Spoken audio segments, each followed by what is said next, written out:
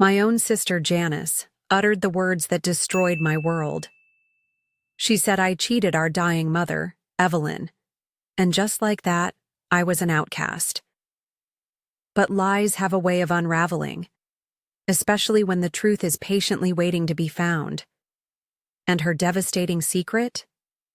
It was about to come to light at the one place she expected to be celebrated. My life, before the storm, was a quiet melody. I was Rosalind Caldwell, Roz to my few close friends, a recently retired primary school librarian in our settled corner of Ohio. The highlight of my days had become the gentle rhythm of caring for my mother, Evelyn. For 3 years, since her health began its slow, inevitable decline, my world had shrunk to the walls of our cozy family home, the one I grew up in, the one where Mom had always made everything feel safe. My own dreams of seeing the Tuscan countryside or the Scottish Highlands were tucked away, willingly, replaced by the comforting routines of medication schedules, soft-boiled eggs for breakfast, and reading aloud from her favorite poetry collections, as the afternoon sun slanted through the lace curtains. It wasn't a life of grand excitement, but it was one steeped in love and a quiet sense of purpose. I cherished those moments, the soft touch of her hand in mine, the flicker of a smile when a particular verse pleased her. Evelyn was a woman of gentle humor and quiet strength, even as her body failed her. She rarely complained, her main concern often being that she was too much of a burden. I'd always reassure her, stroking her papery skin. "It's no burden, Mom. It's a privilege." And I meant it. Every cup of tea I brewed, every time I helped her to the window to watch the birds at the feeder, felt like a small repayment for a lifetime of her unwavering care for me. My sister, Janice, younger than me by 5 years, was a different sort, altogether. Flamboyant, always chasing something bigger, something shinier. Her visits were less frequent, often filled with a whirlwind of stories about her latest ventures, a faint air of impatience quickly settling in if the conversation lingered too long on Mom's ailments or my quiet existence. There was always a subtle undercurrent, a feeling that my life, in its simplicity, was somehow a reproach to her own more complicated one. The day Mom finally slipped away, it was peaceful. I was holding her hand, the early morning light just beginning to paint the sky. There was a soft sigh, a letting go, and then stillness. The grief was a vast, hollow ache, yet intertwined with a profound sense of gratitude for the time we'd had, for the quiet dignity of her departure. I thought the hardest part was over, that now all that remained was the formal sadness of goodbyes, the sifting through of memories. I was so naive, so unprepared for the cruelty that lay in wait, coiled like a viper. The days immediately following were a blur of phone calls, quiet condolences from neighbors, and the practical, somber arrangements that death necessitates. Our extended family, aunts, uncles, cousins, began to gather, their faces etched with a shared sorrow. It was during this fragile period, when our hearts were raw and open, that Janice began her insidious work. She didn't confront me directly, not at first. That wasn't her style. Instead, she moved like a shadow through the grieving relatives, her voice a carefully modulated whisper of concern, her eyes brimming with what I now understand were crocodile tears.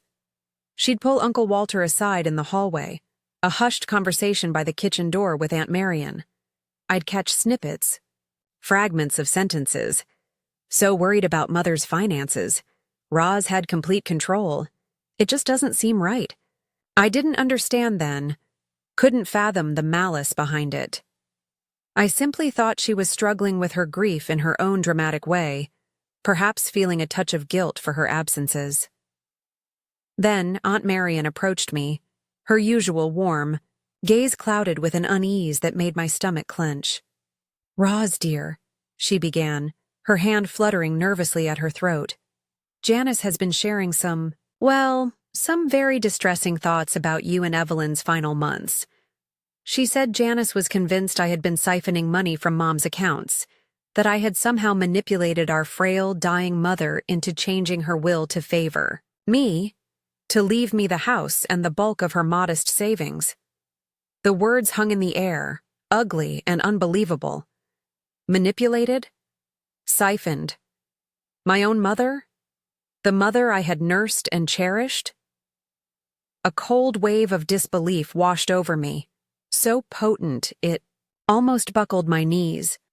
I could only stare at Aunt Marion, my voice a strangled whisper. That's impossible. Why would she say such things? It was a lie, a monstrous, grotesque lie. Janice knew how carefully I managed Mom's small pension, how every penny went towards her comfort and care. She knew Mom had always said, the house would be mine, as I was the one who'd stayed, the one who'd cared. The idea of me, Roz, the quiet librarian, as some sort of calculating predator, was so far-fetched it felt like a fever dream. Yet, the seed of doubt, so maliciously planted by Janice, had already begun to sprout in the fertile ground of our family's grief and confusion. The atmosphere in the house shifted almost immediately. Conversations would hush when I entered a room. Eyes would slide away from mine. The comforting embraces became stiff, perfunctory pats on the shoulder. It was as if a pane of invisible, icy glass had descended between me and the people I'd known my entire life. The whispers followed me, slithering into every corner, poisoning the air that was already thick with sorrow. They were saying I had taken advantage of my own dying mother. My sister, my own flesh and blood, had painted me as a thief, a cheat, preying on the vulnerability of the woman we both should have been mourning with equal love and respect. The weight of these unspoken accusations, piled atop the fresh grief for Evelyn, was a crushing burden. I felt my carefully constructed world, the one built on kindness, integrity, and familial love, begin to fracture. How could they believe her? How could the image Janice was projecting, this monstrous caricature of me, hold more sway than the decades they had known me? The woman who had always been steady, reliable, perhaps even a little too predictable? My pleas of innocence, when I managed to voice them to a few, were met with averted gazes and mumbled platitudes about grief making people say things. But the damage was being done, swift and brutal. I remember standing in Mom's bedroom, the scent of her lavender sachets still lingering in the air, and feeling an overwhelming sense of desolation. It wasn't just that Mom was gone. It was as if Janice was systematically trying to erase every good memory, every truth about our lives, replacing it with her own toxic narrative.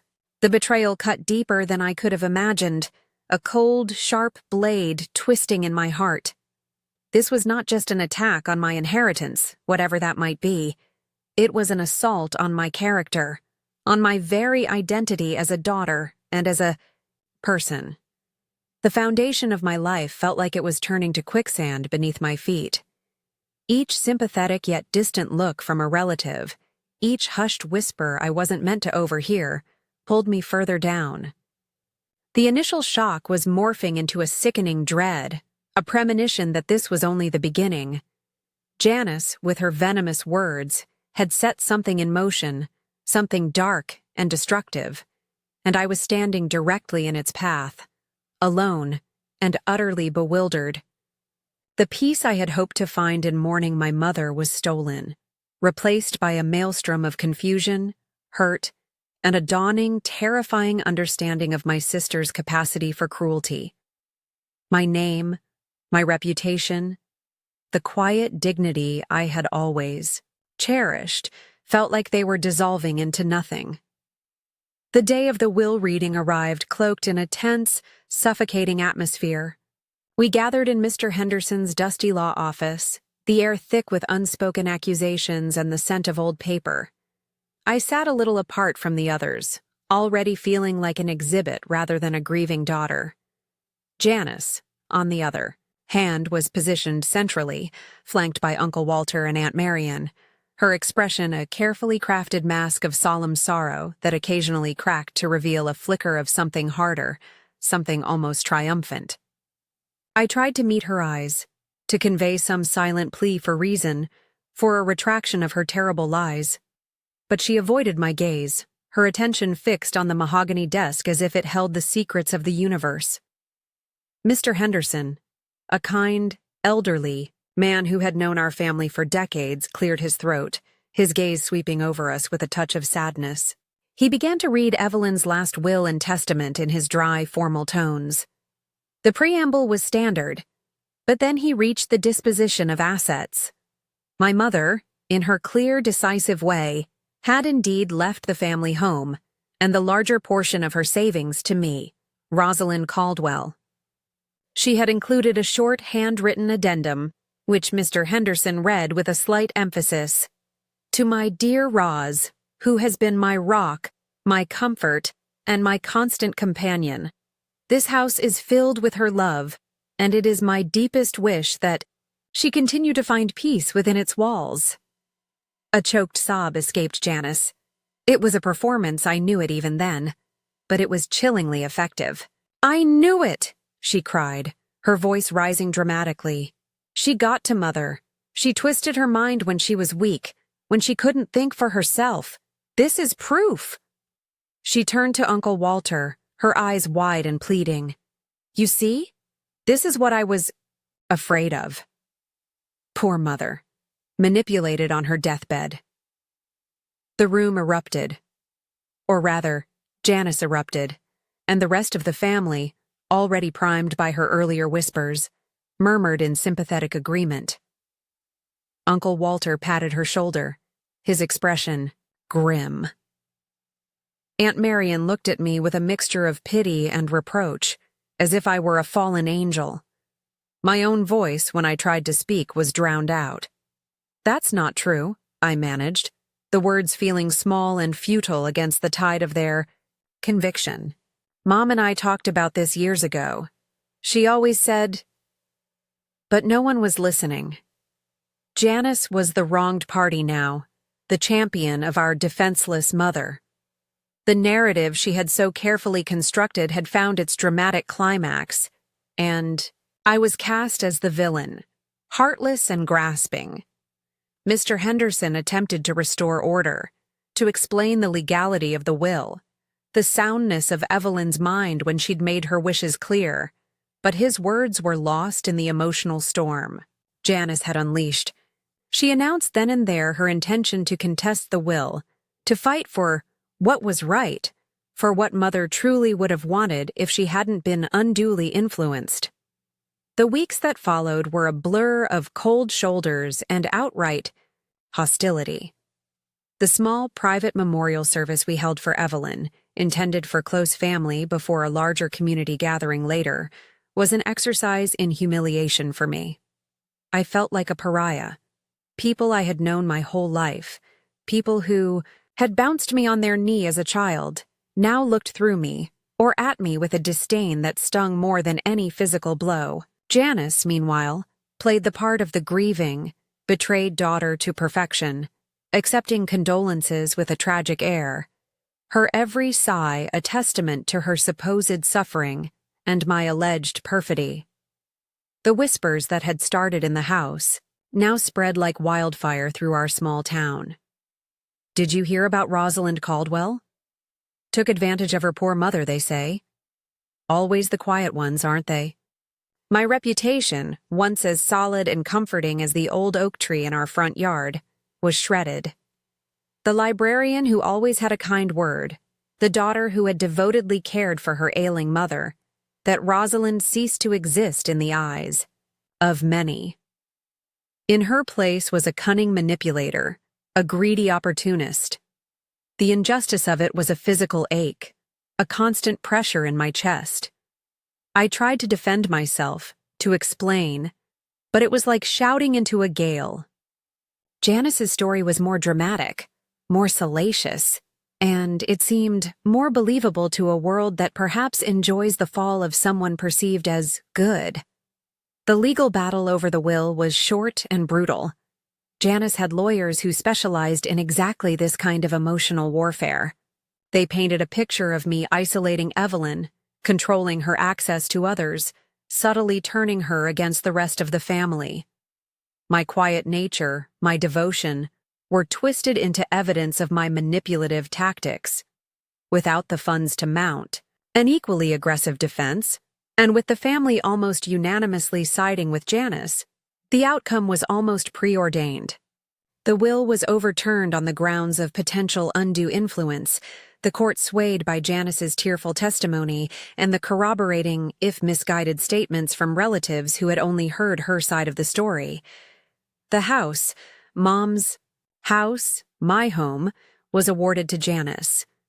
The day I had to pack my belongings and leave the house I had lived in for most of my life was one of the bleakest I have ever known.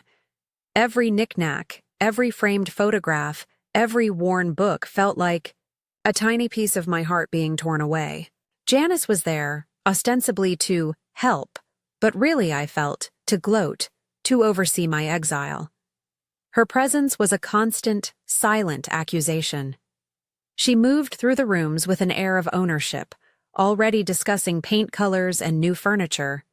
With a friend on the phone, while I carefully wrapped my mother's porcelain teacups, tears blurring my vision. There was no kindness in her, no flicker of remorse, only a chilling self-satisfaction. I found a small, cramped apartment on the outskirts of town, miles away from the familiar streets and faces of my old neighborhood. It was a soul-crushing place with thin walls, a view of a brick wall, and the constant rumble of traffic. The silence within its four walls was deafening, a stark contrast to the comforting hum of life in Mom's house. Here, the quiet was not peaceful. It was the sound of isolation, of being utterly and completely alone. My carefully tended life had been razed to the ground, and I was left standing in the rubble, with nothing but the clothes on my back, a few boxes of memories, and a reputation in tatters. The loneliness was a physical entity, a heavy cloak I couldn't shrug off. Friends I'd had for years suddenly became too busy for coffee. Invitations to community events stopped arriving. Even a simple trip to the grocery store became an ordeal, fraught with the possibility of encountering someone I knew, of seeing the pity or condemnation in their eyes. I felt ashamed, even though I had done nothing wrong. That was the insidious power of Janice's lie. It had made me feel guilty, as if by merely existing I was validating her accusations. My days became a monotonous cycle of waking up to the oppressive quiet, forcing myself to eat, and staring out the window at that unyielding brick wall. Sleep offered little respite, often filled with nightmares of Mom's disappointed face or Janice's triumphant sneer. The anger I felt towards my sister was a corrosive thing, eating away at me, but it was buried deep beneath layers of grief, shame, and a profound haddiontak panchne udasi, bone deep despair. I had lost my mother, my home, my family's regard, and my good name. Janice had taken everything, and in doing so, she had very nearly taken my will to go on. The Rosalind who had once found joy in the rustle of autumn leaves and the scent of old books was gone, replaced by a hollow shell of a woman. I was adrift, a ghost in my own life, haunted by what I had lost and by the injustice that had been so casually, so cruelly inflicted upon me. The weight of it all pressed down on me, day after day, a seemingly endless expanse of gray. The future, which once held the quiet promise of peaceful retirement and perhaps those deferred dreams of travel, now looked like a barren wasteland, stretching out before me with no discernible path forward. 2 years. 2 long, desolate years passed in that small, sterile apartment. The initial maelstrom of pain and betrayal had settled into a dull, persistent ache, a constant companion to my solitude. I had become a recluse, venturing out only when absolutely necessary, my interactions with the world minimal and guarded. The vibrant woman I once was, the one who found joy in connecting with her students over a shared love of stories, had faded, leaving behind a muted version of herself, wary and heartsore. The town I had once called home felt alien, a place of judgment rather than belonging. Even the changing seasons, which I used to greet with such anticipation, now seemed to mock me with their cyclical renewal, while my own life remained stuck in a perpetual winter of grief and injustice. I subsisted on my meager librarian's pension, the days stretching out, indistinguishable one from the other. Most of my mother's possessions, the ones Janice hadn't claimed or discarded, were still packed in boxes that lined the walls of my tiny living room, silent testaments to a life that felt a million miles away. I hadn't had the heart to unpack them, to fully confront the physical remnants of what I'd lost. Each box was a Pandora's container of memories, both precious and painful. The thought of sorting through them, of deciding what to keep and what to let go, felt like another form of surrender, another acknowledgement of the permanence of my exile. One gray afternoon, driven by a rare, fleeting urge to impose some small order on my chaotic existence, I decided to tackle one of the smaller boxes. It was labeled Mom's Desk Papers. Dust motes danced in the weak sunlight filtering through the grimy window as I cut the tape. Inside, nestled amongst old utility bills and faded greeting cards, was a manila envelope I didn't immediately recognize. It was thicker than the others, its contents held together by a brittle rubber band. Curiosity, an emotion I hadn't felt in a long time, pricked at me. I pulled out the sheaf of papers. They were bank statements, Evelyn's checking account, dating back about a year before she became seriously ill, before my full-time caregiving had begun in earnest. I spread them out on the small, wobbly kitchen table, initially with no particular expectation. I just needed something to do, a task to focus on. As I scanned the columns of debits and credits, a pattern began to emerge, a faint, unsettling melody beneath the mundane rhythm of daily transactions. There were regular, modest withdrawals for groceries, utilities, the pharmacy, all perfectly normal. But then, interspersed among them, were other withdrawals, larger amounts, often made mid-month, all designated as reimbursement, J. Caldwell. Janice. I frowned, a knot of confusion tightening in my chest. Reimbursement for what? During that period, Mom was still relatively independent, and I handled most of her errands and bills. Janice lived 2 towns over. Her involvement in Mom's day-to-day finances was minimal, or so I had believed. I meticulously went through statement after statement, my heart beginning to beat a little faster. The reimbursements to Janice were consistent, ranging from a few hundred to sometimes over $1,000, occurring almost monthly for the better part of that year. I racked my brain, trying to recall any major expenses Mom might have had that Janice would have covered. A new furnace? No, Mom had hers replaced years before. Medical bills? Mom had good insurance, and her out-of-pocket costs were manageable, things I usually paid directly from her account with her full knowledge and meticulously kept receipts. These sums were significant, too large to be for incidental purchases. And why reimbursement? It implied Janice had paid for something on Mom's behalf and was now being repaid. But what? A cold unease began to creep over me. These were not the actions of someone uninvolved. These withdrawals were systematic.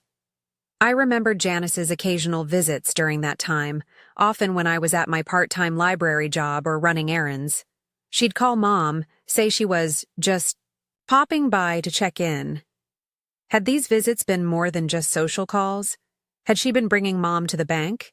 Or worse, had Mom, in her trusting nature and perhaps already experiencing moments of mild confusion even then, signed blank checks or given Janice access she shouldn't have had? The dates of the withdrawals often coincided with periods when Janice had mentioned to me almost in passing that she'd dropped by to see Mom. This wasn't proof of anything definitive, not yet. But it was a crack, a tiny fissure in the smooth, polished surface of the lie Janice had constructed. The narrative she'd spun of me being the sole person with access and opportunity to manipulate finances suddenly felt less absolute. Here, in black and white, was evidence of Janice's own significant financial interactions with our mother, transactions I had been completely unaware of. It was unsettling, deeply so. Why had she never mentioned these reimbursements? If they were legitimate, why the secrecy? Why had this information not surfaced during the will contest, when all financial records were supposedly under scrutiny? Had Janice conveniently overlooked these particular statements? The air in the small apartment suddenly felt charged, less stagnant. It wasn't hope, not exactly, but it was something akin to it. A flicker of defiant curiosity, a sense that perhaps the story wasn't as closed as I had been forced to believe. For 2 years, I had accepted my fate, crushed by the weight of the accusations and the abandonment of my family. I had internalized so much of the shame, wondering if, in some unknowable way, I had failed, if I had been blind. But these pieces of paper in my hand, they whispered a different tune. They suggested that while I was busy caring for Mom, someone else might have been busy caring for their own interests. I carefully gathered the statements, my hands trembling slightly. This was a thread. A small, fragile thread, perhaps, but one that led somewhere. Where? I didn't know.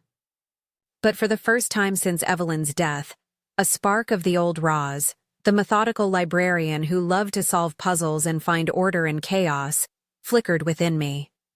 The despair that had been my constant companion didn't vanish, but it momentarily receded, pushed back by a rising tide of questions. What exactly had Janice been reimbursed for? And why had she gone to such great lengths to paint me as the villain, if her own hands weren't entirely clean?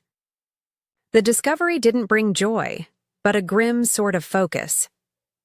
The image of Janice, her face a mask of righteous sorrow as she accused me, flashed in my mind. Had that performance been not just about greed for the inheritance, but also about deflecting attention from her own questionable dealings? The thought was chilling, but it also resonated with a disturbing logic.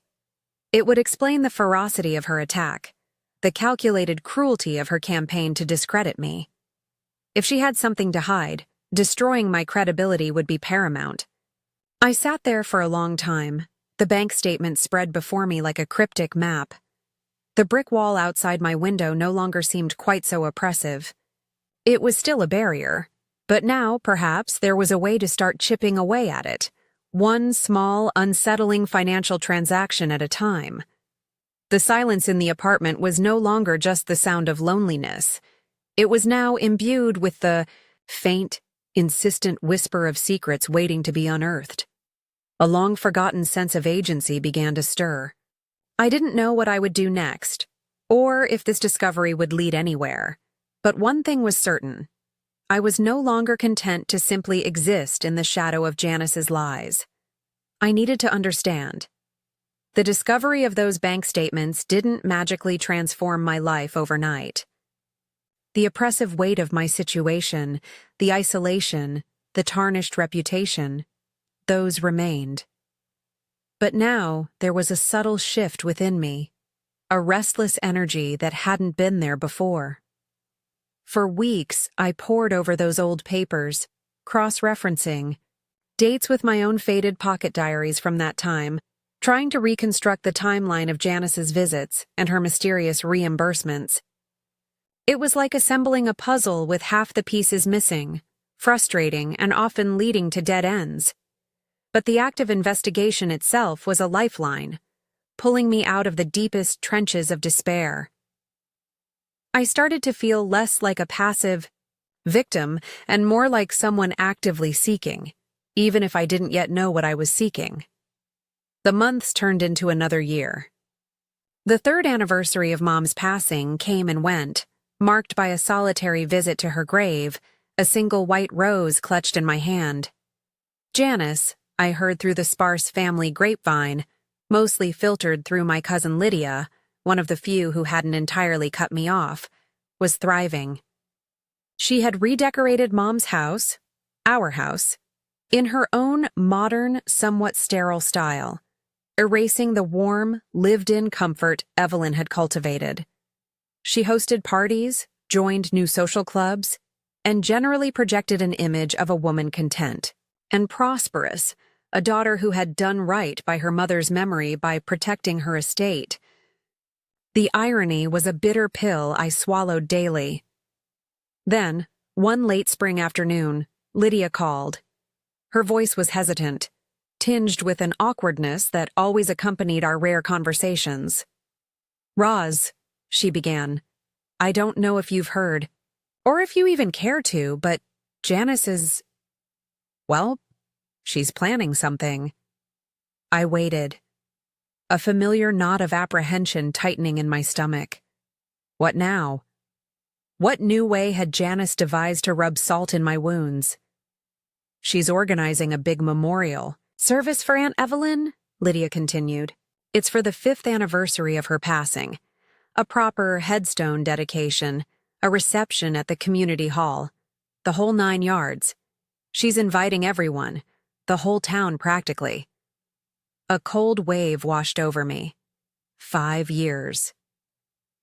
Janice was planning a public spectacle, a grand performance of filial devotion.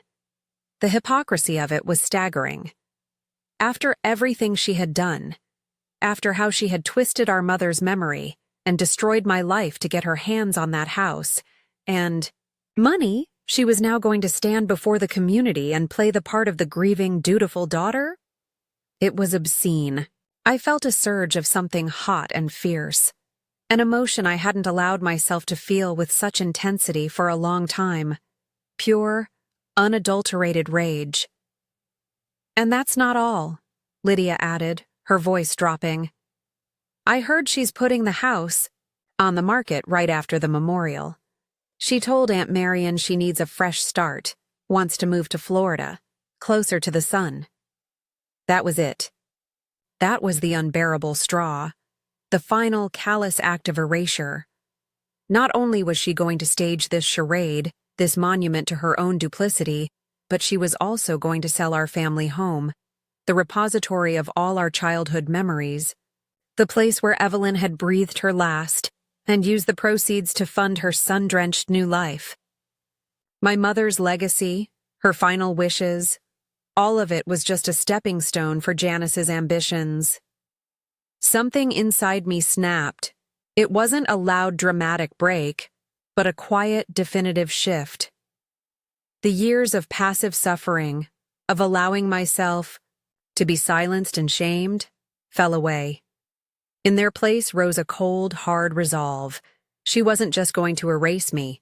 She was going to dance on my mother's memory while doing it, and then profit from it all. No, not anymore. I would not let her. This memorial, this public display of her supposed virtue, would not go unchallenged. It was as if a light had finally pierced the suffocating darkness I had been living in, illuminating a single clear path forward. The rage was still there, but it was no longer a wild, uncontrolled fire. It was now focused, channeled into a steely determination. For years, I had mourned what I lost. Now, it was time to fight for what was true.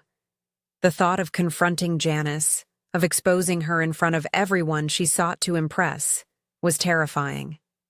I was not a confrontational person by nature. My instinct had always been to retreat, to smooth things over. But this was different. This wasn't just about me anymore. It was about Evelyn's true memory, about the sanctity of her last wishes, about the fundamental injustice that had been allowed to stand for far too long. I thanked Lydia, my voice surprisingly calm and steady. After I hung up, I walked over to the window. The brick wall was still there, but my perception of it had changed. It was no longer an insurmountable barrier symbolizing my confinement. It was simply an obstacle, and obstacles could be overcome, or at least chipped away at until they crumbled. Janice, in her arrogance, in her belief that I was thoroughly beaten and cowed, had just handed me the perfect opportunity, the perfect stage. She intended to use the memorial to solidify her image as the devoted daughter. I would use it to reveal her as the greedy imposter she truly was. The decision, once made, brought a strange sense of peace. Or perhaps it was just the clarity of purpose. The fear didn't vanish, but it was now overshadowed by a resolute sense of what I had to do. The old bank statements, tucked away in their envelope, suddenly felt heavier, more significant. They were no longer just puzzling anomalies. They were potential weapons in a fight I hadn't realized, until this very moment, I was preparing to wage. Janice wanted a public spectacle? I would give her one, though perhaps not the kind she envisioned. My quiet apartment, once a tomb of despair, now felt like a command center. The fight wouldn't be easy. Janice was a formidable opponent, skilled in manipulation and playing the victim. The family, the community, they had already judged me once. But this time, I wouldn't be relying on pleas of innocence. This time, if I could find more, I would come armed with facts, with evidence that even Janice, in all her brazenness, would find difficult to dismiss. The thought of the impending confrontation sent a shiver down my spine.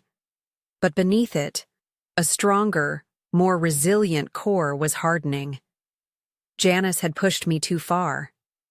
She had underestimated the quiet strength that can be forged in the fires of profound injustice. She was about to find out that even a broken spirit, when pushed to its absolute limit, can rise. The news of Janice's planned memorial and her subsequent intention to sell the house acted as a powerful catalyst. The lethargy that had clung to me for years dissipated, replaced by a focused, almost feverish energy. My small apartment transformed from a place of hiding into a hub of quiet, determined investigation. I retrieved every box of my mother's belongings from the dusty corners where they had languished, spreading their contents across the floor, the bed, any available surface. It was no longer a painful confrontation with the past, but a meticulous search for truth. I was looking for anything. Any small detail that might corroborate the suspicions awakened by those old bank statements. Anything that could help me understand the full scope of Janice's actions. I sifted through old address books, appointment, calendars, photograph albums, searching for patterns, for dates that corresponded with Janice's mysterious financial activities. My librarian skills, long dormant, resurfaced. I began to create timelines, cross-referencing Mom's bank statements with her personal diaries, brief, factual entries about doctor's visits, gardening, and, occasionally, Janice popped by. Each entry became a potential clue. The work was painstaking, often leading to frustrating dead ends, but with each small piece of information I unearthed, my resolve hardened. I felt like an archaeologist, carefully brushing away layers of dust and deceit to reveal the underlying structure of a hidden truth. One name kept appearing in Mom's later diaries, often mentioned in conjunction with Janice's visits. Mrs. Albright came today. Such a help. Mrs. Albright. I remembered her vaguely, a kind, soft-spoken woman whom Mom had hired for a few hours a week in the year before her health sharply declined, to help with light housekeeping and companionship when I was at work. If anyone had witnessed Janice's interactions with Mom during that period, it would be her. Finding Mrs. Albright became my next objective.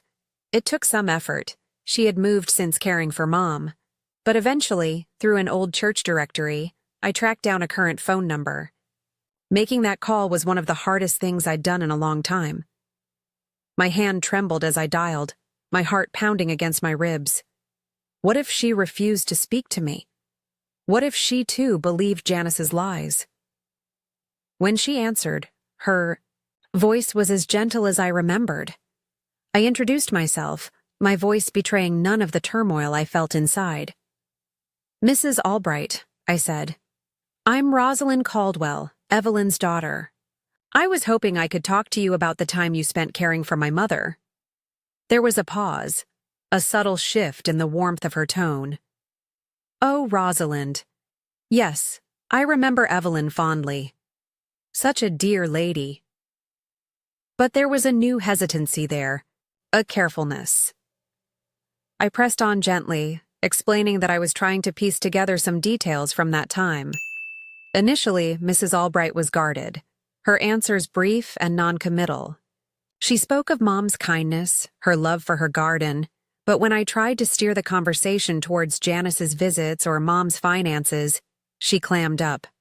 I really don't recall much about that, dear, she'd say. Or, it's not my place to discuss family matters. I understood her reluctance. She didn't want to get involved, didn't want to be caught in the crossfire of a family feud. I thanked her for her time, feeling a pang of disappointment but not entirely defeated.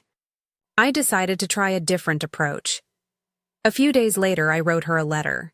I poured out a carefully worded version of my story, not the emotional devastation, but the factual inconsistencies I was uncovering, my fears that Mom might have been taken advantage of, my desperation to understand the truth for Mom's sake. I didn't accuse Janice outright in the letter, but I laid out my concerns about the unexplained financial transactions. I enclosed a self-addressed, stamped envelope, hoping, praying she might reconsider. Weeks passed with no reply. My initial surge of energy began to wane, replaced by the familiar ache of frustration. Perhaps this, too, was a dead end. Then, one morning, an envelope appeared in my mailbox, my own self-addressed envelope. My heart leaped. Inside was a short, handwritten note from Mrs. Albright. Dear Rosalind, it read, your letter troubled me greatly. There were indeed things I observed during my time with your mother that made me uneasy. Perhaps we could meet for coffee. I feel I owe it to Evelyn's memory to speak. Relief washed over me, so potent it made me dizzy. This was it. This was the breakthrough I had been hoping for. We met a few days later in a quiet, out-of-the-way coffee shop. Mrs. Albright was older now, her hair grayer, but her eyes were still kind, though now shadowed with a certain sadness. She confessed that Janice's accusations against me after Evelyn's death had shocked her. It never sat right with me, Rosalind, she said, her voice soft but firm. You were always so devoted to your mother. What Janice said, it just didn't sound like the daughter I saw. She then began to recount her observations. She told me how Janice would often arrive when I was out, sometimes unexpectedly. How Janice would engage Mom in long conversations about money, about wills, about making sure her future was secure. Mrs. Albright recalled specific instances where Janice had pressured Evelyn to sign documents Evelyn didn't seem to fully understand. Your mother would look confused, Mrs. Albright said, shaking her head sadly. She'd say, Oh, I don't know, dear. Roz usually handles these things. And Janice would say something like, Don't worry, Mom. This is just a formality. It's to make things easier for everyone later. Sometimes Evelyn would seem distressed after Janice left, more agitated than usual. Mrs. Albright also confirmed seeing Janice take Mom to the bank on several occasions, always when I wasn't around. She hadn't thought too much of it at the time, assuming it was all above board, but in hindsight, coupled with my concerns, it painted a disturbing picture. As I listened, a chilling clarity began to emerge. The pieces of the puzzle were starting to fall into place. Janice hadn't just opportunistically seized on a chance to contest the will. She had been laying the groundwork for months, perhaps even years, manipulating Evelyn, isolating her financially, and systematically draining her resources. Those reimbursements on the bank statements were likely not reimbursements at all, but direct withdrawals, facilitated by Janice under false pretenses. My earlier suspicions were not just confirmed, they were amplified. The depth of Janice's premeditation was far greater than I had imagined. I asked Mrs. Albright if she would be willing to write down what she remembered, to sign a statement. She hesitated, clearly uncomfortable with the idea of becoming formally involved. "I don't want any trouble, Rosalind," she said, her gaze troubled. I understood her fear, but I also gently impressed upon her how vital her testimony could be, not for any legal battle over money, but to clear my name and honor Evelyn's true memory. After a long pause, she nodded slowly. "For Evelyn," she said softly. "I'll do it for Evelyn." Walking home from that coffee shop, I felt a profound shift. The fear was still there, a cold knot in my stomach at the thought of what lay ahead, but it was now overlaid with a sense of empowerment. I wasn't just guessing anymore. I had a witness. I had first-hand testimony that corroborated my suspicions and directly contradicted Janice's narrative. The bank statements, Mrs. Albright's impending statement, these were tangible pieces of evidence. The investigation was no longer just a solitary pursuit fueled by grief and suspicion. It was becoming a structured case, a gathering of facts that could, just possibly, bring the truth to light. The path to Janice's memorial, once a source of dread, now felt like a path to a reckoning I was increasingly prepared to face. Armed with Mrs. Albright's courageous willingness to provide a statement, I felt a renewed sense of purpose, a tangible shift from desperate hope to a more grounded, albeit still anxious, determination.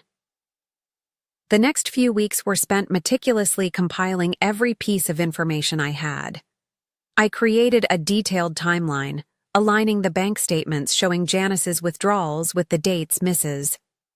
Albright remembered Janice visiting Evelyn alone or taking her to the bank. The pattern was undeniable, a stark and methodical siphoning of funds.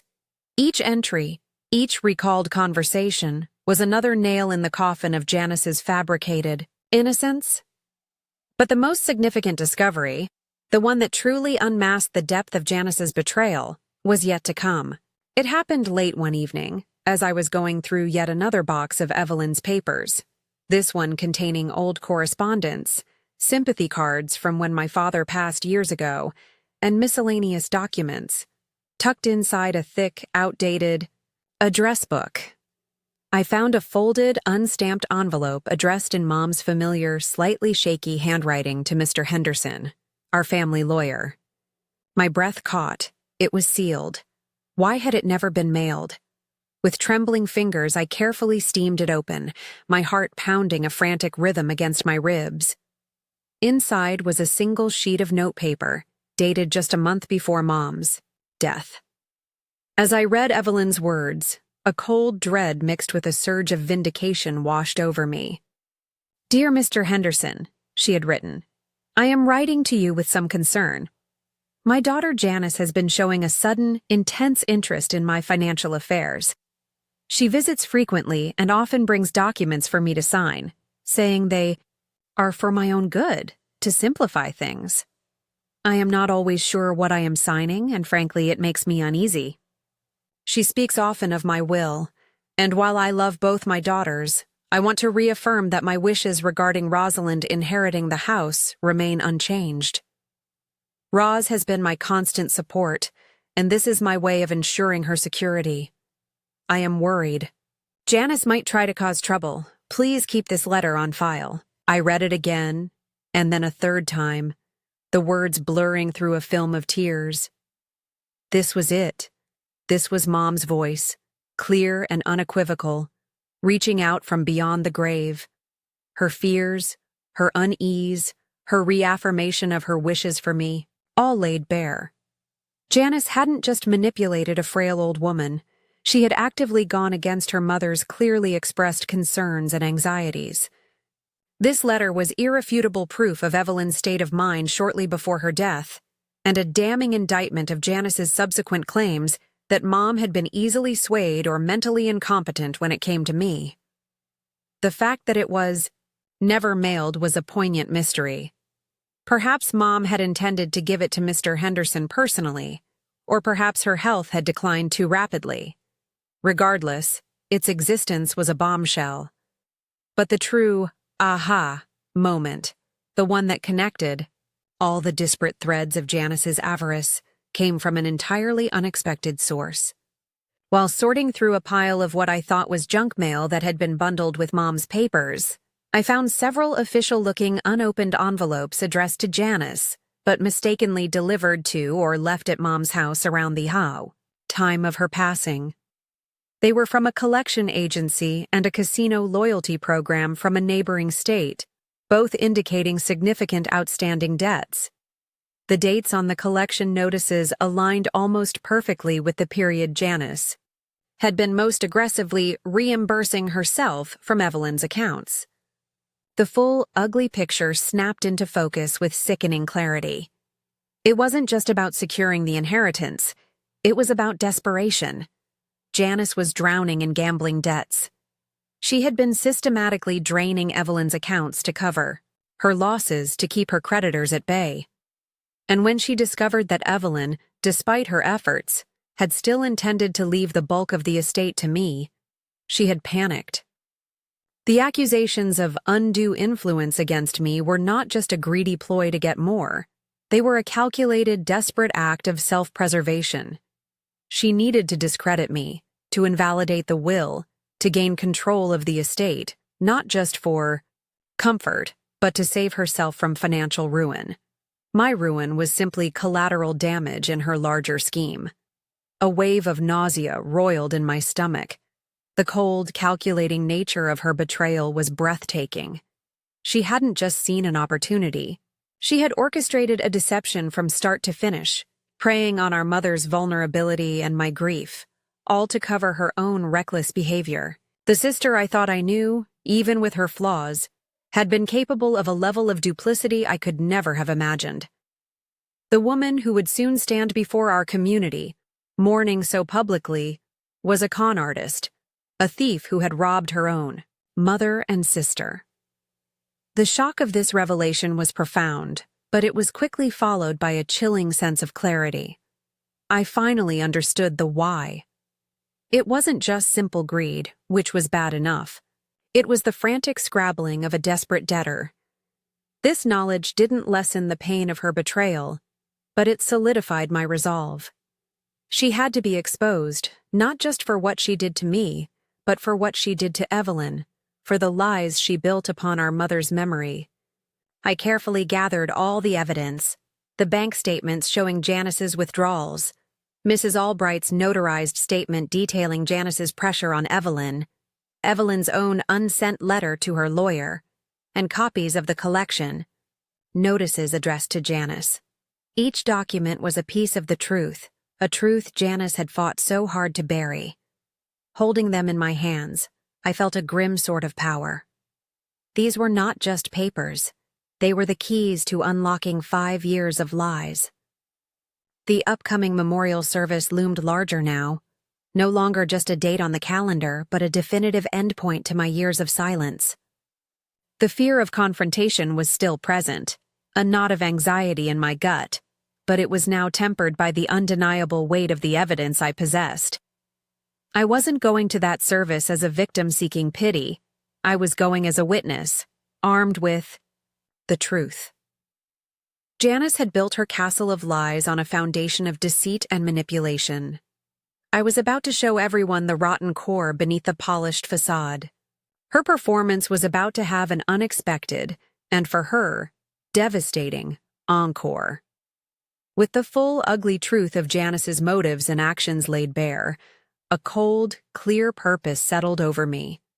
The raw emotion, the shock, the grief, the simmering rage coalesced into a focused resolve. There would be no screaming matches, no hysterical accusations. That was Janice's style, not mine. My justice would be delivered with the quiet, irrefutable weight of evidence, presented in a way that would leave no room for her usual theatrics or manipulations. The stage she had so carefully set for her own aggrandizement, the 5th anniversary memorial service for Evelyn, would indeed be the setting for a revelation, but it would be her unmasking, not her coronation as the grieving, dutiful daughter. My plan began to form, not in a flash of inspiration, but through a series of deliberate, almost detached considerations. I would attend the service, of course. My absence would be noted, perhaps even twisted by Janice into further proof of my guilt or instability. I would sit quietly, observe her performance, and then, at the most impactful moment, I would speak. Not during the formal service itself. That would be disruptive and disrespectful to Evelyn's memory in a way I couldn't stomach. No. The moment would be at the reception or the gathering by the new headstone, when the formalities were over, when people were mingling, when Janice was basking in the sympathetic attention she had so carefully cultivated. I envisioned it clearly. I would ask for a moment, a chance to share a few words about my mother, words that only I, as her devoted caregiver in her final years, could truly offer. And then, calmly, methodically, I would lay out the facts. I would speak of Evelyn's true wishes, supported by her own unsent letter. I would speak of the financial irregularities, referencing the bank statements and Mrs. Albright's testimony, painting a picture not of my supposed greed, but of Janice's systematic siphoning. I wouldn't directly accuse her of gambling initially. I would let the evidence of her financial desperation, the collection notices, speak for themselves if needed, holding that back as a final, devastating blow if she tried to deny everything else. The goal was not to reclaim the money or the house. That ship had sailed, and a protracted legal battle now held no appeal for me. My inheritance had been stolen, yes, but what I truly craved was the restoration of truth, the clearing of my name, and the public acknowledgement of Janice's deceit. I wanted the family members who had so readily believed her, who had shunned me and judged me, to see her for who she truly was. I wanted the community that had whispered about me to understand the depth of the injustice I had endured. My vengeance wouldn't be fiery or destructive in a physical sense. It would be a moral and symbolic reckoning, the quiet implosion of Janice's carefully constructed facade. Her shame would be her punishment. I spent hours rehearsing what I would say, not memorizing a script, but internalizing the key points, the sequence of revelations. I wanted my voice to be steady, my demeanor composed, a stark contrast to the emotional histrionics Janice so often employed. The power would be in the undeniable truth of the documents I held, not in the volume of my voice. I made several clear, legible copies of each piece of evidence. Evelyn's letter, the key. Bank statements with Janice's withdrawals highlighted, Mrs. Albright's notarized statement, and the damning collection notices. I would have them ready, not to wave around aggressively, but to offer for quiet inspection if anyone doubted. My words. A part of me, the old Roz who abhorred conflict, still quailed at the thought of such a public confrontation. It felt alien to my nature. But the new Roz, the one forged in the crucible of betrayal and isolation, understood its necessity. This wasn't just about settling a personal score. It was about honoring Evelyn. It was about ensuring that the final, public memory of her life wasn't tainted by Janice's self-serving lies. It was about reclaiming my own narrative from the thief who had stolen it. As the date of the memorial drew closer, a strange calm descended. The frantic energy of the investigation gave way to a period of quiet preparation. I chose a simple, dignified dress to wear. Nothing that would draw undue attention, but nothing that suggested I was still the broken woman I had been. I imagined looking into Janice's eyes as the truth unraveled, picturing the shock, the dawning horror on her face as her carefully constructed world began to crumble. There was a grim satisfaction in that imagined moment, not of cruelty, but of inevitable justice. My cousin Lydia called a few days before the service, her voice laced with concern. "Are you sure about this, Roz?" she asked. "Janice can be vicious when cornered." I appreciated her worry. her quiet support having been a small beacon during my darkest years. "I know, Lydia," I replied, my voice firmer than I expected. "But I have to do this, for Mom, and for myself." I didn't share the details of my plan or the evidence I had amassed. It was a burden I needed to carry alone until the right moment. The night before the memorial, I laid out the copies of my evidence on my small kitchen table. Each document represented a betrayal, a lie, a piece of my stolen life. But together, they represented something more. The undeniable truth. Tomorrow, that truth would finally have its say. I felt a profound sense of responsibility, not just to myself, but to my mother's memory. They had taken enough. Tomorrow, the reckoning would begin. My quiet life had been shattered by a storm of lies, but I had weathered it, and I was about to walk back into the heart of that storm, not as a victim, but as the harbinger of a long-overdue truth. The morning of the memorial dawned cool and overcast, the gray sky mirroring the somber mood that had been my companion for 5 long years. Yet, beneath the surface of that familiar melancholy, a new current flowed, a steely, albeit anxious, resolve. I dressed with care, choosing the simple navy dress I had set aside. Looking in the mirror, I saw a woman who was undeniably older, etched with the lines of grief and hardship, but whose eyes held a spark that had been absent for too long. It was the spark of purpose, of a battle joined. In my handbag, nestled, securely in a sturdy envelope, were the copies of my evidence, the silent witnesses to Janice's deceit. Arriving at the cemetery, I saw that Janice had indeed orchestrated a significant event. Cars lined the narrow laneway, and a respectable crowd was already gathering around the newly erected, rather ostentatious headstone for Evelyn. It was larger and more ornate than anything Mom would have chosen for herself, a monument less to her memory and more, it seemed, to Janice's perceived status. My sister was in her element, dressed in an expensive black suit, moving through, the attendees with a practiced air of tragic dignity, accepting condolences, dabbing at her eyes with a lace handkerchief. She was the grieving daughter personified, playing her role to perfection. I found a spot on the periphery of the crowd, near an old maple tree, content to observe for now. A few distant relatives nodded curtly in my direction, their expressions a mixture of surprise and discomfort at my presence. Most, however, simply ignored me, their attention fixed on Janice. My cousin Lydia caught my eye and gave a small, almost imperceptible nod of encouragement, a silent acknowledgement of the courage it had taken for me to even be there. Her quiet support was a small anchor in the sea of strained faces. The service itself was brief. The community pastor spoke of Evelyn's kindness, her gentle spirit. Then, Janice stepped forward to deliver the eulogy. Her voice, thick with feigned emotion, painted a picture of a sainted mother and a devoted daughter. Herself, naturally, who had cherished and protected Evelyn to the end.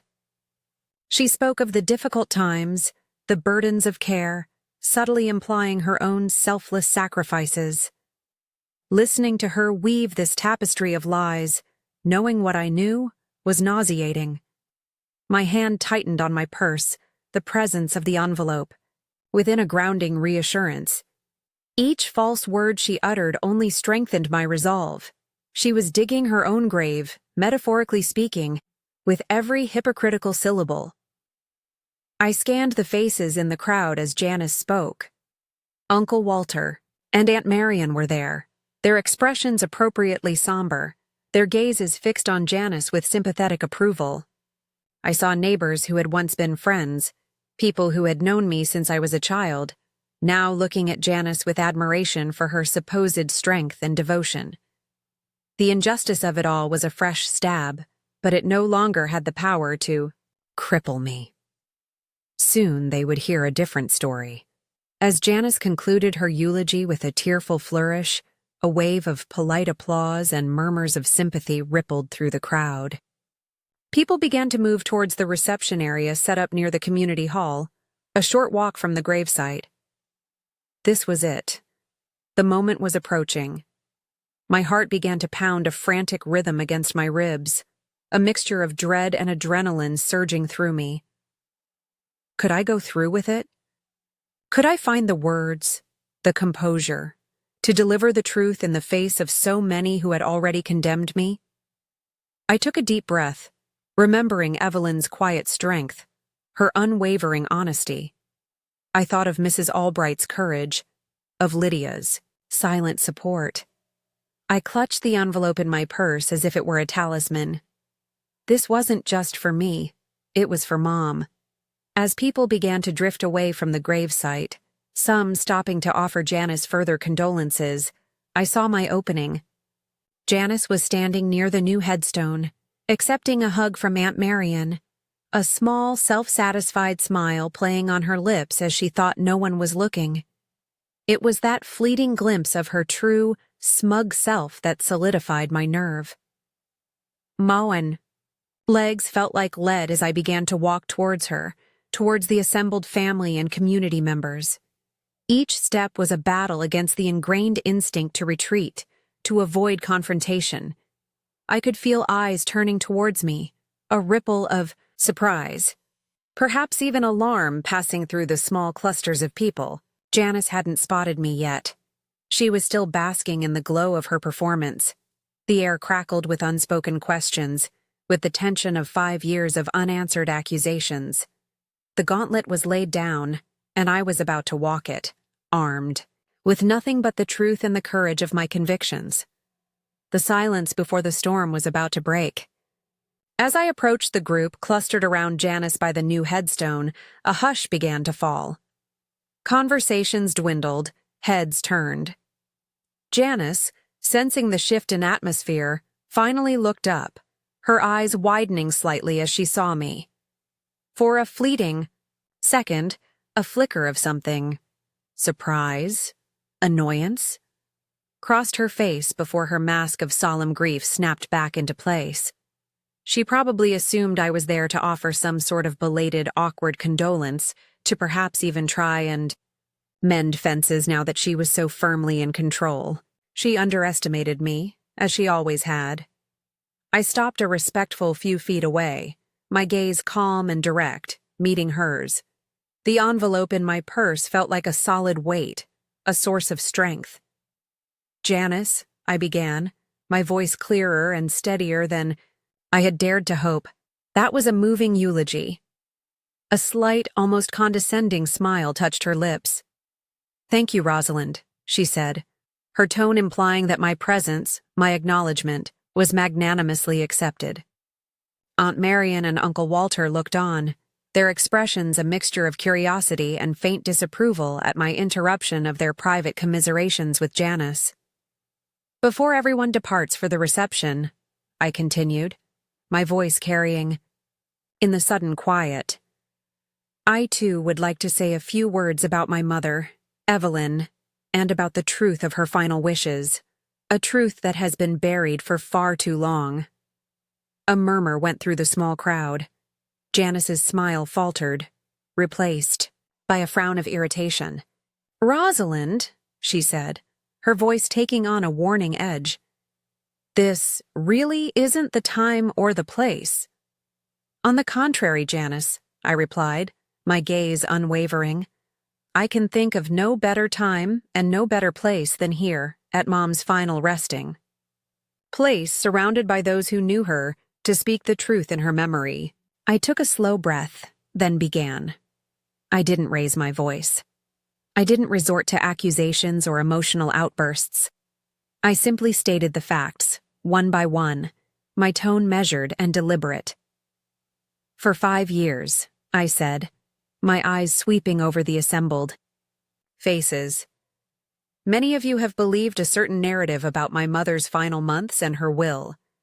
A narrative that painted me as a manipulative, greedy daughter." I saw Janice stiffen, her eyes narrowing. Uncle Walter shifted uncomfortably.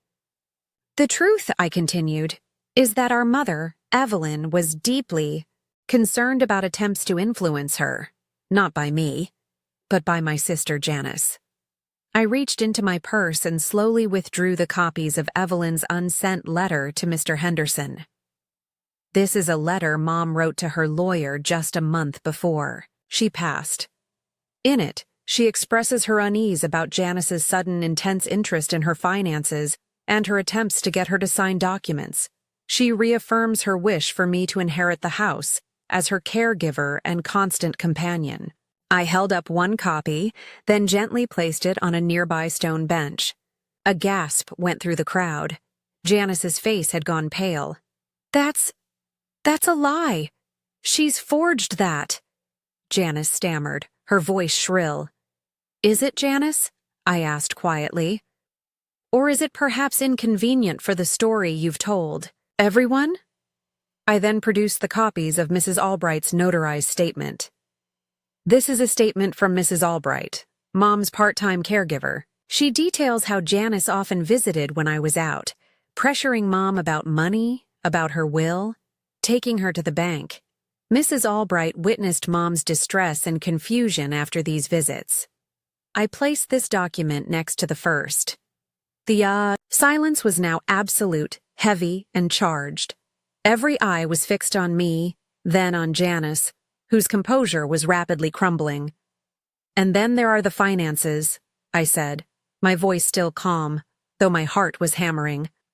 While I was accused of siphoning money, these bank statements from Mom's account show regular, substantial reimbursements made to Janice Caldwell for expenses I, as the primary caregiver, knew nothing about.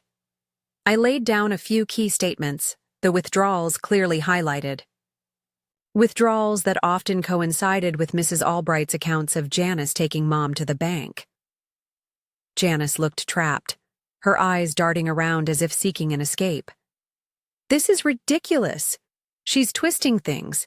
Mother gave me that money, willingly, for things she needed." "Did she, Janice?" I pressed gently. "Or were you perhaps facing other financial pressures at the time?" And then, the final pieces of evidence. I held up the copies of the collection notices and the casino, correspondence addressed to Janice sent to Mom's house. Perhaps these notices, indicating significant outstanding debts, might explain the sudden need for such large and frequent reimbursements from our mother's modest savings. The impact was devastating. A collective intake of breath, followed by shocked, horrified murmurs. Aunt Marion stared at Janice, her mouth agape. Uncle Walter looked as if he'd been struck. Janice herself was ashen, speechless, her eyes wide with a mixture of fury and dawning panic. The carefully constructed facade of the grieving, wronged daughter had shattered, revealing the desperate, deceitful woman beneath.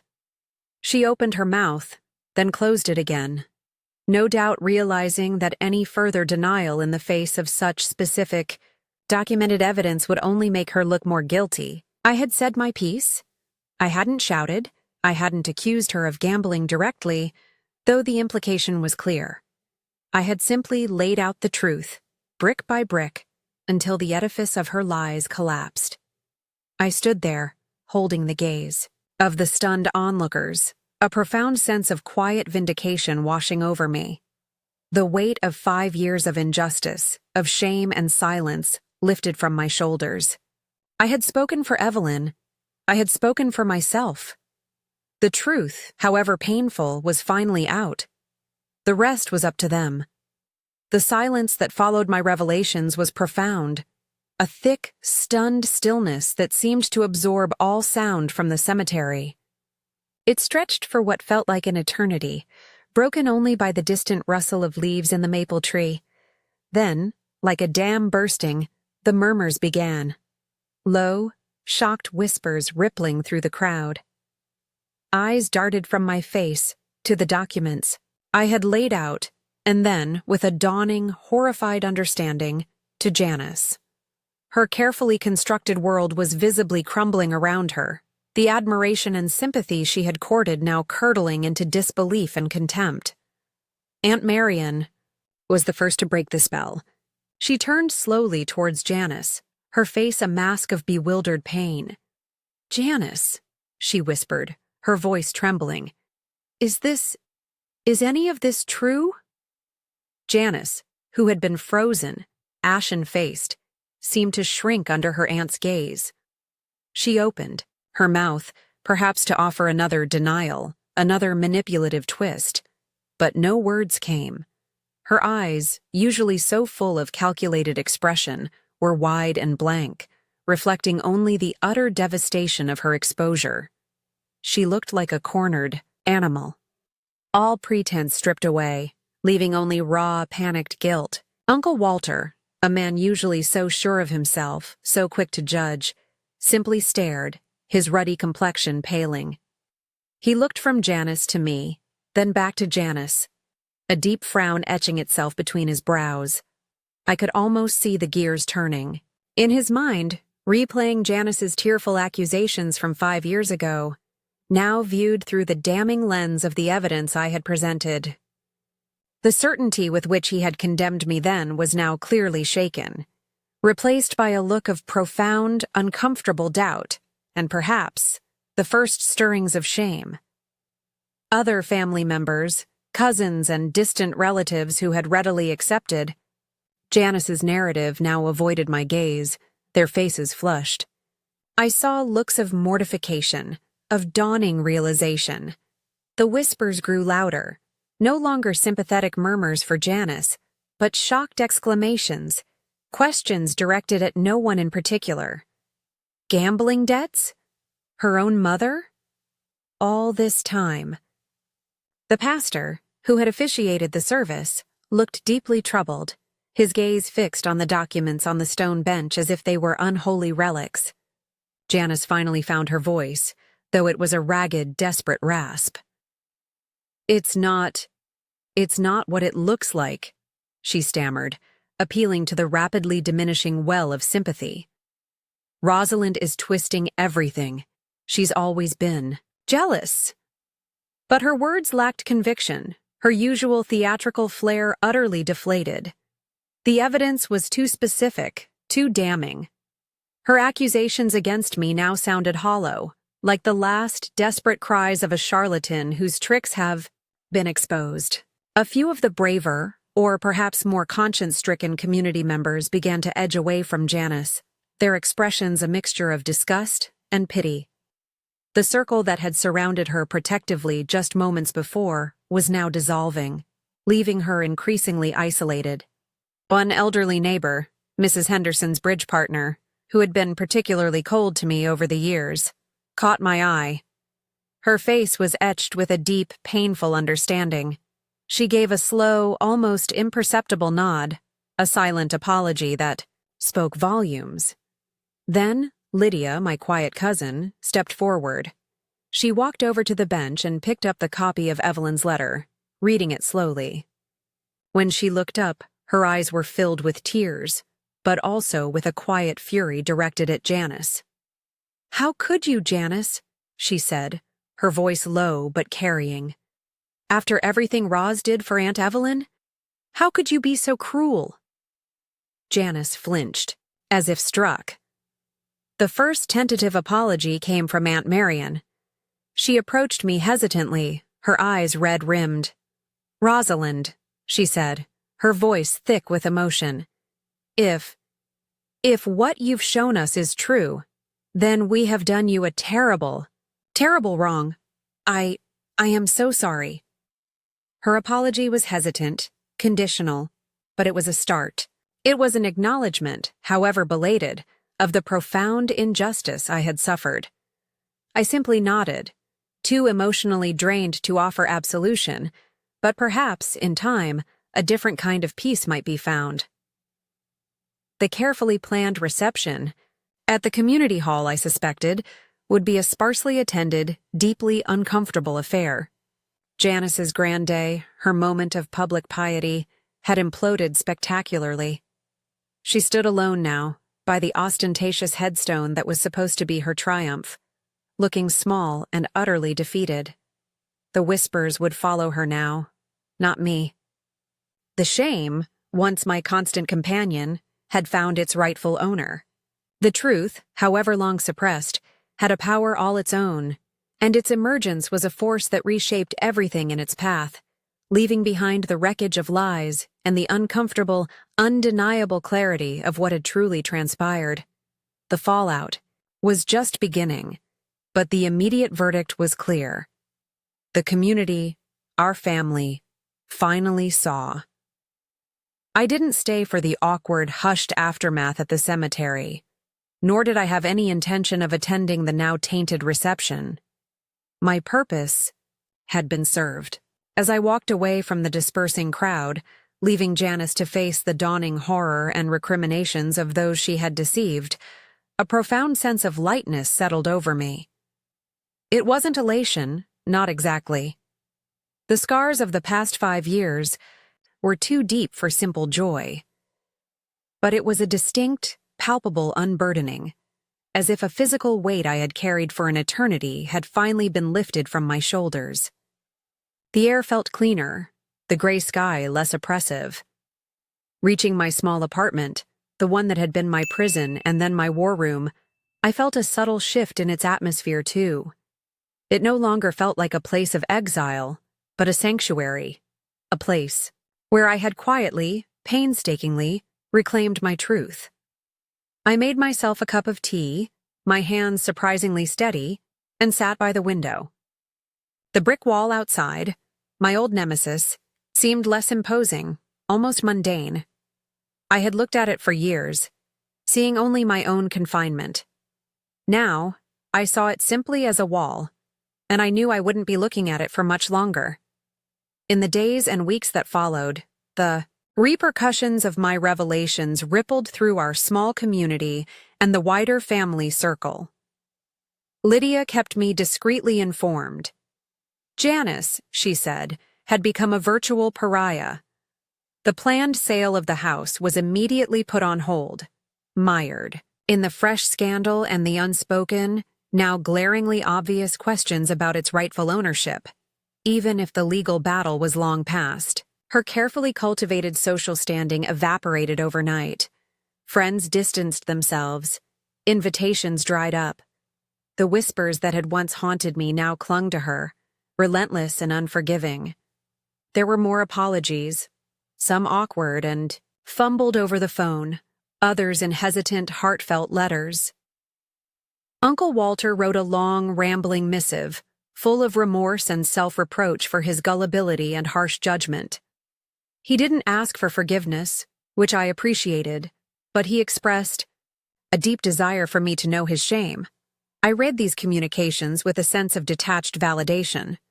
The words couldn't erase the pain of the past 5 years, the lost time, the stolen peace. But they did offer a measure of closure, an acknowledgement from the world that I had been wronged, and that the truth was finally recognized. I wasn't the same Rosalind I had been before Janice's betrayal.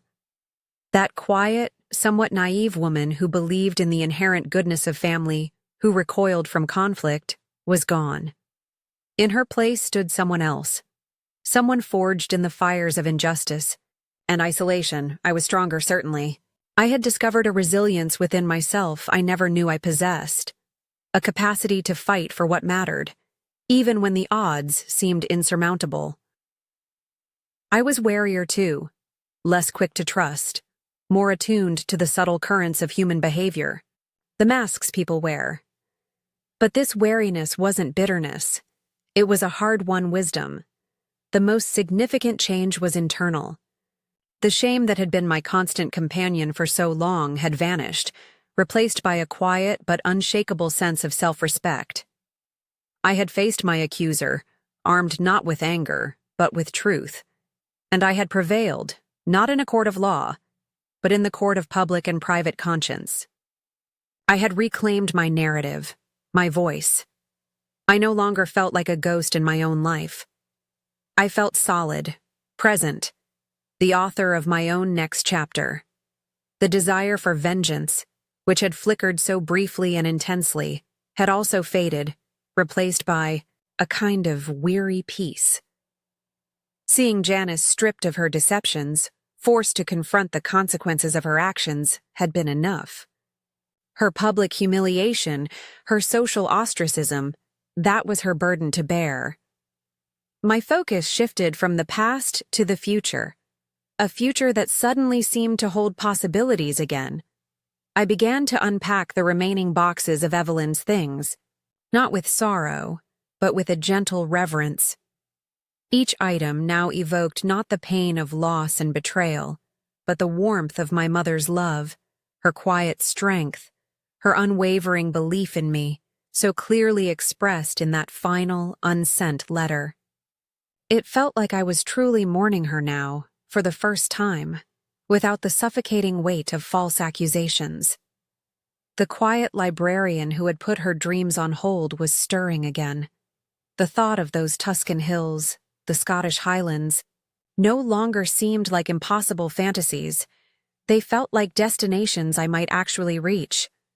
I had navigated the darkest valley of my life and emerged, not unscathed, but whole, and with a newfound appreciation for my own strength. They had tried to break me, to erase me, but in doing so they had unwittingly revealed a core of steel I never knew I possessed. I was no longer defined by their lies, but by my own enduring truth. My transformation was complete, from a broken victim to a quiet symbol of resilience, a testament to the enduring power of truth. The path forward wasn't instantly paved with gold, nor did all the broken pieces of my life magically reassemble themselves. The scars remained, a testament to the ordeal I had endured. But they no longer ached with the same intensity. They were reminders, yes, but also symbols of a battle fought and won, not against another person as much as against deceit itself.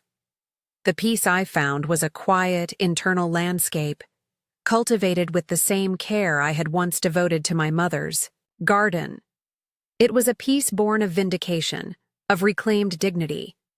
Janice, from what I heard through Lydia, eventually sold the house. The sale was protracted, shadowed by the scandal, and I imagine she received far less than she had hoped. She did move away, not to the sun-drenched Florida paradise she'd boasted about, but to a more modest, anonymous existence somewhere else. Her reputation preceding her in whispers even to new places. I never heard from her directly again, and I felt no need to seek her out. Forgiveness? That was a complex terrain I wasn't yet ready or perhaps even willing to navigate. My focus was on my own healing, my own future. Perhaps true forgiveness wasn't about absolving her, but about freeing myself entirely from the hold her actions had on me. In that sense, by reclaiming my truth and moving forward, I had already found a form of release. The family dynamics shifted irrevocably. Some relationships, like mine with Uncle Walter and Aunt Marion, slowly, tentatively began to mend, built on a new foundation of their profound remorse and my cautious willingness to let go of bitterness. Others remained distant, a reminder that some fractures are too deep to ever fully heal. And that was all right.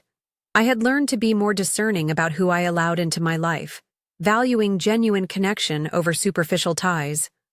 Lydia remained a steadfast friend, our bond deepened by the shared knowledge of the truth.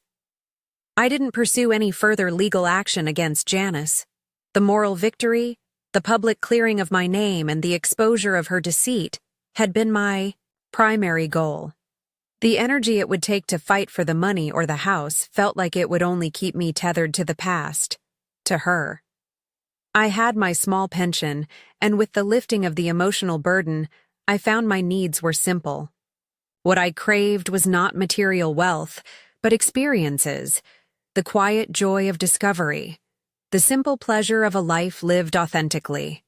And so, about a year after that fateful memorial service, I finally booked a ticket.